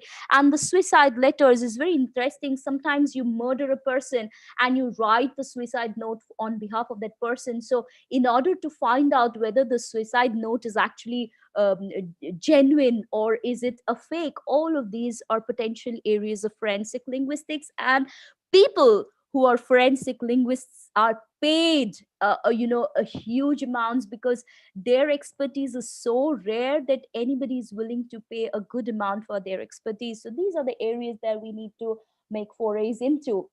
Next one, the last one, is computational linguistics, how the computer is used instead of the human brain. The human brain is central to understanding language, but we human beings are too lazy. So now we want to give a part of the responsibility of the brain to the computer. So how the computer uses and processes language naturally is computational linguistics.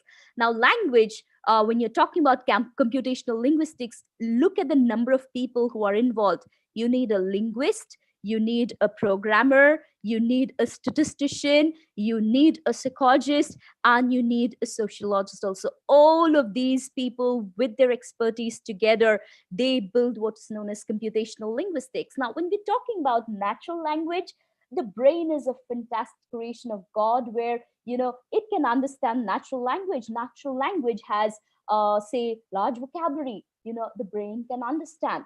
Not only that, a particular word might have multiple meanings. A brain understands that. We use a lot of jokes, we use a lot of puns and wordplay. The brain understands that.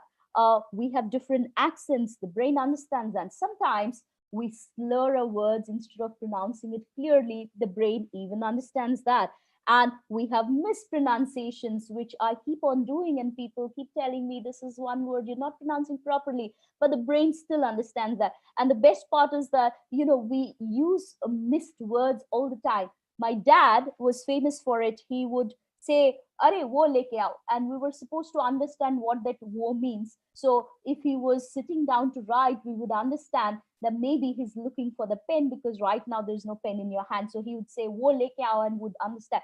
The brain can understand this, but the computer is not trained in understanding. Computer is made in such a way that even if there is a single mistake in the comma in a programming, the program will not run. So how do we train our computer to process a natural language is known as natural language processing. This is NLP in terms of computers. Do not confuse it with neuro-linguistic programming. That's a different concept. So when we're talking about NLP, see how the computer is trained to do it. First of all, the computer is trained to break it down into smaller units, like the parts of speech. Then we teach the computer how to break it into the tree structure, or the phrase structure. Then we have something called the knowledge web. For example, if I give a command to Siri, "Siri, please tell me if Will Smith ever won a Grammy Award." Now, the Siri needs to go and check all the related information about Will Smith and then extract the information. So the computer needs to have a large web of knowledge from where it extracts information. Next one is statistical patterning. Okay, let me give you an example. Most of the time when we say "she was," generally we use an adjective after that. She was happy.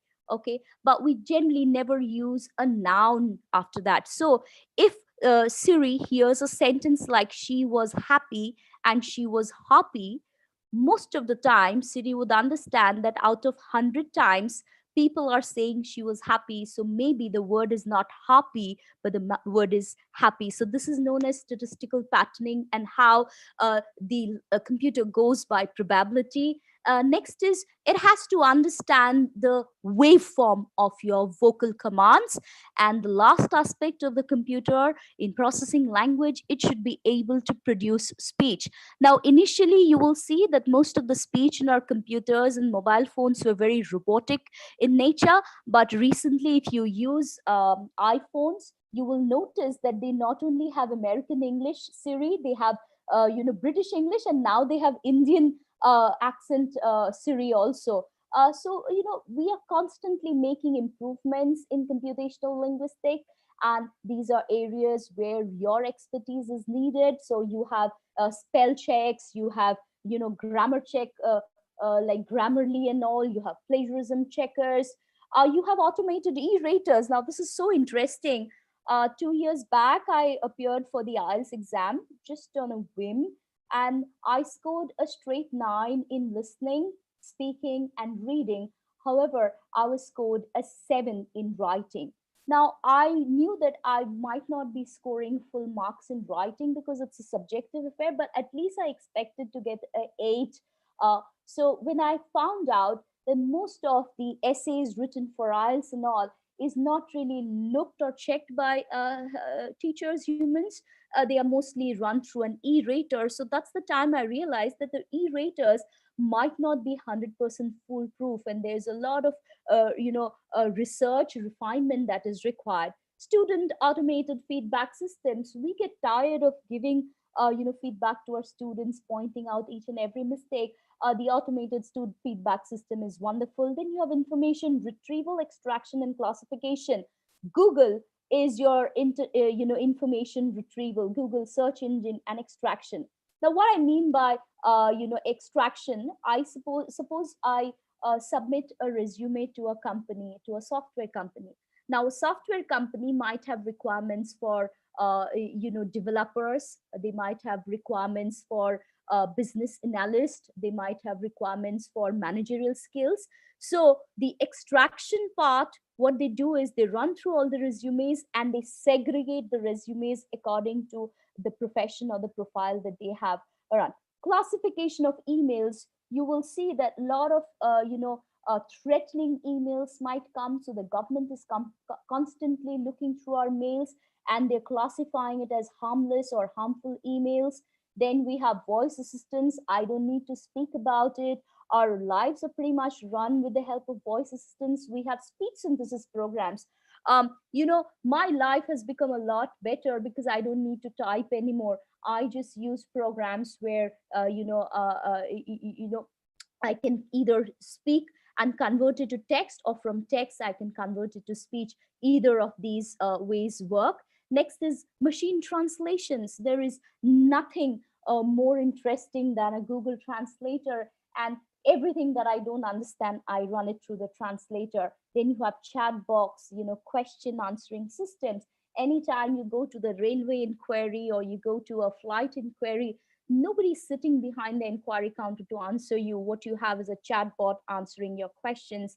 And next we have, what is the most interesting aspect of computational linguistics is that the computer can understand words and sentence structure, but the computer still cannot understand paralinguistic features. For example, the emotions hidden behind my words, whether I'm really happy when I give you a compliment or whether it's a sarcastic compliment. These are features, tonal features, features of the emotion that the computer is still not trained in using. And this is actually the area that we can all work on. I was thrown out of the sociology department, psychology department, but today I'm smart enough in understanding that if I approach someone and I tell them that I want to write a research paper where we want to work in collaboration, I'm sure people will not throw me out. So that option of multidisciplinary research has opened up. A few words of advice before I end my session. Some of the things that you should not do is don't do research just for the degree or because you would get a better salary. You get into research only if you want to solve an existing problem. Okay, don't choose a topic which has no practical use. How good your research is will not be judged on how long you spent on it, but how useful it is to people. I'm sorry, I cannot come up with an example here. Don't bite off more than you can chew. we feel that a PhD thesis has to be really big, huge, and we take up so much matter to analyze, so much data we collect, that by the time you finished analyzing, it's 6 7 years, and the applicability of the research has died off. Because research topics are applicable only for certain periods of time. So if you're extending your research for too long, the problem that you are trying to solve might not be a problem anymore. So don't take up very large chunks of research. The better researcher is someone who takes smaller projects and goes from one to the other to the other, and that's how you develop your expertise. Next is, don't take topics that every second person will do. Since the lockdown, I have had 40 people getting back to me, minimum 40 people getting back to me, and all of them are doing research on how online teaching has affected the learning process. Now, I'm trying to tell them that every second person will be doing research on this. This is not a good area anymore, because you will never be able to, stand out with the research in this area, because it's already, overdone. So don't take up topics which everybody will think of, and don't take up topics that have short-term use. The online teaching thing might be a flash in the pan. We might be just going back to our own traditional way of teaching. So you need to understand that if you're taking a problem, take up a problem which might be there even after 6 or 7 years. Next is, don't take up topics that are passé. First of all, we have very few language guides in India, and the language guides that we have, they did their research maybe 50 years back, 60 years back, and they're comfortable with theoretical linguistics. So they might insist that you do an error analysis, but what would you do doing an error analysis? There is already a lot of research done in it. So these kind of topics are passé. Don't go for them. Don't look problems outside. The problem which is right under your nose, try to solve it. That will give you better research. And don't think that whatever is happening in the West is the thing to do. Many of us do not know that task-based teaching was first developed in India by Dr. N.S. Prabhu, but the Western people are smart enough. They have taken up the concept of task-based teaching, modified with different words, problem-based teaching, this, that, and they're passing it off as their own. So don't look for inspiration elsewhere. You have enough things happening in and around you in India to be able to do your own research. So, stop following in somebody else's footsteps. This is the last slide of my webinar. If you have any queries, you can, WhatsApp me. But in case you do not get the certificate of feedback form, I'm not the person. You can also mail me. And I have recently made my YouTube channel. I would request the technical team, someone from the technical team, to please post the link to my YouTube channel. I would be very grateful to all the participants who are watching. If you take maybe 5 seconds of your time and please subscribe to my channel. I will keep on uploading new material on my channel. And with that, I say thank you from my side. I will stop my presentation now, and I would ask Ms. Dolan Banerjee, in case there are any questions, you can ask me that right now. Thank you, ma'am, for such an electrifying and dynamic presentation with relevant example.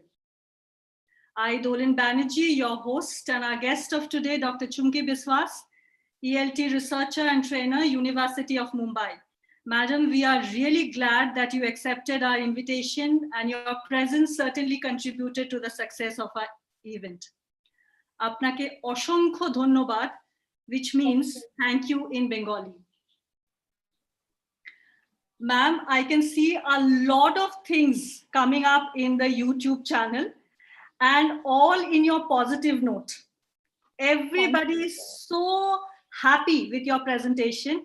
I cannot read all the messages here, but I am really surprised to see so many messages coming, and it's just going on, and everybody is thanking you for this kind of presentation. Thank you. Thank you. Thank you so much, ma'am.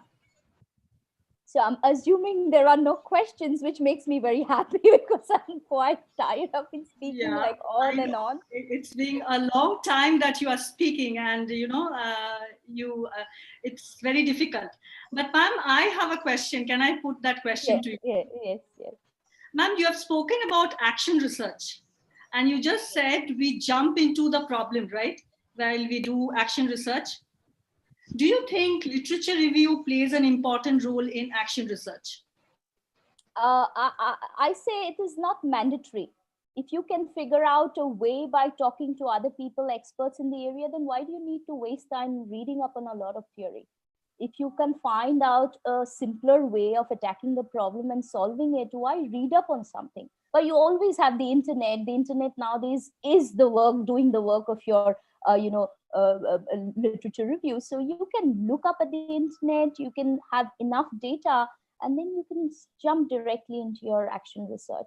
And I would encourage everyone to get into action research, and don't think that only if you publish in an international journal is your research worthwhile. Please look into that database thing that I explained about. It's really good for all teachers, especially for language teachers. Thank you, ma'am. Ma'am, the next question: to what extent experience sampling study is useful? I didn't get your point, ma'am. What is experience sampling? Experience sampling can be, suppose nowadays we talk about social media, right? And how intense it is becoming, to the various areas. For any kind of propaganda advertisement, we go with social media. So it can be a concept of experience sampling or experience study, right? So how do you think, to what extent experience sample study is useful today in this scenario? If I translate it, you can only record people's experience through a survey form, right? You give them a survey. It can be an open-ended survey, or it can be a Likert scale-based survey. So you collect the data and then you come to some sort of an observation or conclusion. Let me tell you that if you are trying not to get into empirical research, then survey method is one of the best methods of doing descriptive research or correlational research. Okay, so it's a very good way. Google form is one of the best way of getting data from people from all across all walks of life. So yeah, it's a very useful research tool and a method also. Okay, ma'am, thank you. Ma'am, the last question, I don't see any question in the YouTube. So my last question, now what can be the basic education qualification to be a forensic linguist? Okay, so sadly enough in India, there's not a lot of scope, but I see a lot of students who are part of the webinar and who will be watching this webinar. So if you're planning to do a master's degree, try and look at countries abroad. They do have, courses. They are not long-term courses as in 2 years, but they are all six months courses, 3-month courses in forensic linguistics, where they give you some sort of training. So I would advise, if you're traveling abroad for a vacation, then just finish one sort of a course and come back. And if you're really interested, a lot of programming, computational linguistics, and forensic linguistics is there on YouTube. Okay, so there are programmers who are teaching you to do it. So you always don't need to run behind a formal degree. So many people get back to me and ask me, ma'am, how many papers have you published? And I say, I don't have a lot of papers. So the number of papers does not tell how good your research is. I do small things here and there, but not maybe everything is documented. So don't think everything from the degree point of view.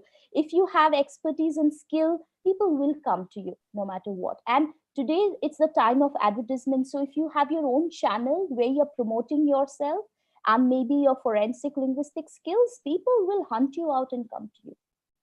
That is how things have proceeded, at least. The newer generation is a lot more lucky. We were not so lucky. Ma'am, can we take a question from YouTube? Yes. There is one question. How do we assure reliability and validity and trustworthiness of research? Okay. Somebody who has asked this question, I have done two very extensive sessions on empirical research and qualitative versus quantitative research. You can possibly, go to my channel and look at it. And there are a lot of validity tests that you can do, but these validity tests are statistical in nature. So, most of the statistical part in my research, I outsource it to someone who is good with it, or I use maybe a simple software like Excel sheets, and now you have that SSP. All of these will help you test the validity. So, for validity testing, you need to read up on statistical tests. And this is not something I can answer you immediately. I need a whole session of maybe 2 or 3 hours just to talk on validity on certain kind of testing. Yeah. Thank you so much, ma'am, for answering all our queries. We will be sharing a Google form link in a short while from now for attendance and feedback. This is to confirm your participation and collect your feedback. So all of you are requested to fill the form and send it without fail, as certificates will be provided based on submission of your form. I request Ramakanta sir to please post the link in the YouTube chat box. And I also want my YouTube channel link to be posted if it has not been posted yet. I would love to get a few subscriptions and reach out to more people. Thank you. Thank you. Thank you. Thank you, madam. Now I would like to acknowledge, we would like to acknowledge the hard work and support of many individuals who have contributed to make this webinar a reality. So I call upon Dr. V. Premanand, Associate Professor, Postgraduate Department of Psychology, St. Agnes College, to propose the vote of thanks. Thank you, Doran ma'am. You're able to hear me? Yes. Okay. Yes. So good evening to one and all. If a program organized is a 100% grand success, that too after the technical glitches and chaos that happened, it is undeniable that everyone who functioned behind and in front has excellent teamwork and coordination. It's a time for conveying our heartfelt gratitude to all those who made this program a grand success. One of the Tamil poets, Thiruvalur, says, "The gift of heaven and earth is not an equivalent for a selfless service given by those who haven't received it." Hence, on behalf of the Research Committee of St. Agnes College, Mangalore, and on my behalf, I, Dr. V. Premanand, Associate Professor of Psychology, St. Agnes College, take this opportunity to thank all those who had rendered their selfless service to make this webinar a success. First, our heartfelt gratitude goes to Dr. Chumki Biswas, ELT researcher and trainer, University of Mumbai, for accepting our invitation and giving us a wonderful and fruitful session on the topic, the limitless arena of research in language. Madam, from the beginning till the end, like Doran Madam has said, particularly during your presentation, chat box was filled with positive and very appreciative responses. The quality of PPT preparation and the way you presented was highly commended by the participants. And particularly the point, apart from the basic knowledge you have given, the point, new knowledge that I got from your presentation is if you are going to focus on research, it will make you fail. Obviously, I expect that all the participants will be inspired, particularly novice researchers will be inspired by that. Yes, if you are going to focus on research, you'll become famous. Not only, and your program not only touched the basics of language research, but also given a vast areas of researches that emerging now for the participant to proceed further. I'm very much sure that those who have not yet done research would start doing research, and those who are already in research would have been inspired to do more research. Thank you so much, ma'am. My sincere thanks goes to Dr. Sister Vanessa, the principal, St. Agnes College, who is the backbone and driving force of our college, for her constant encouragement, support, and guidance given to us in organizing webinars, workshops, and conferences. Thank you, Sister Dr. Vanessa. I also wish to express my gratitude to our Vice Principal, Sister Rupa Rodriguez, AC, for her constant support and guidance that she gave throughout the program. Thank you, Sister Rupa. I must mention our deep sense of appreciation and gratitude to Dr. R. Nagesh, Associate Professor and Head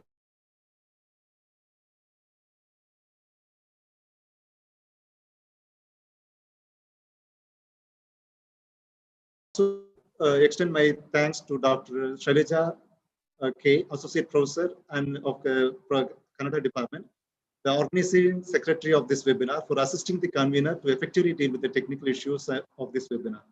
Thank you so much, ma'am. I sincerely appreciate and thank Mr. Ramkant Prasad for all the timely help concerning the technical issues and glitches that happened yesterday. Thank you so much, sir. And it was a timely help. Thank you so much, sir. I must also mention our deep sense of appreciation to Ms. Dolan Banerjee for being the MC of this program and conducting the question and answer session very effectively. Thank you so much, ma'am. I thank and appreciate Ms. Sabina D'Souza, Head of BBM Department, for designing the brochure and the webinar certificate. Thank you so much, ma'am. I thank Union Ministry of Human Resource Development and University Grants Commission for sponsoring this webinar to run successfully under Paramash scheme. Our heartfelt thanks go to all the participants who have responded overwhelmingly for this program and making this webinar a grand success. Not only that, but you were so cooperative and supportive throughout the webinar, irrespective of the technical glitches that we faced yesterday. Thank you so much, all the participants. I thank Mr. Gurucharan, the technician, for all the help that he has done to make this even happen smoothly. Next, my heartfelt thanks go to the research committee and its members for their contribution to make this webinar a grand success. Last but not the least, I thank all the press and media who will be disseminating this information regarding today's program. Once again, I thank everyone who has made this program a grand success. Thank you all. Over to Dolan ma'am. Thank you so much, sir. Thank you so much, participants, for joining us. Hope it was a learning session for all of us. As the saying goes, never stop learning, as life never stops teaching. Hope to see you all soon in the upcoming session. Until then, stay safe. Goodbye.